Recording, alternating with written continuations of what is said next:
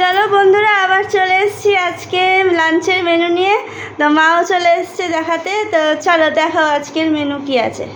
আজকের মেনু আজকে ভালো ভালো মেনু আছে। তার মধ্যে পটল আর কুমড়ো সিদ্ধ, আচ্ছা, আর হচ্ছে পাট শাক ভাজা।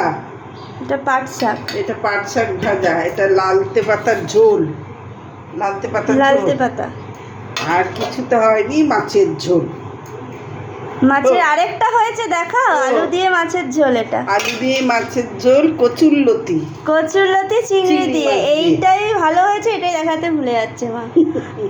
কচুরলতি চিংড়ি মাছ কি দিয়ে কিভাবে করেছে বলো। এটা রসুন আর সর্ষে বাটা আর চিংড়ি মাছ আর লতি আর একটু লঙ্কা বাটা, আর কিছু দাওনি? না, সব বাটা মশলা দিয়ে করা হয়েছে। তো এইটা আলু দিয়ে এমনি আদা বাটা ভাজা দিয়েছো? না, লঙ্কা বাটা আর টমেটো আর হচ্ছে জিরের গুঁড়ো দিয়ে নামানো হয়েছে। ভাজা জিরের গুঁড়ো দিয়ে মাছের ঝোল নামানো হয়েছে। ব্যাস, তাহলে এই ছিল আজকে আমাদের লাঞ্চের মেনু। তো তোমাদের মেনুটা কেমন লাগলো অবশ্যই আমাকে কমেন্টে জানিও। আজকের মতো টাটা।